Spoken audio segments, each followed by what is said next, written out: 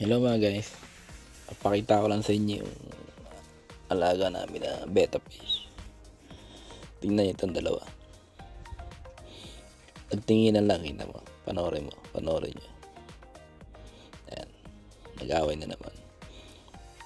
Kakalinis ko lang kasi ng tubig, ipapalit ko lang kaya sobrang linis. Tignan nyo yung mga palikpik nila, wasak na. Nung nakaraan kasi, hindi ko na kung paano nakapasok yung isa. Yung kulay pula, pangalan niya si Lulu. Yung puti, tawag namin puti.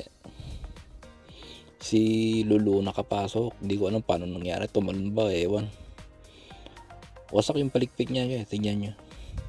Ganon din yung isa, ang gaganda ng palikpik niya nung nakuha ko. Ngayon wala na, malulungkot na. Yan, sobrang linis ng tubig, nagkakakitaan sila. Konting magkatinginan, ganyan ginagawa nila. Ayun o, tingnan mo. Dadalawa na lang sila, lagi pa nag-aaway. Paano pa pag walang salamin? Baka malagas ng buhay yung mga ano niyan, palikpik.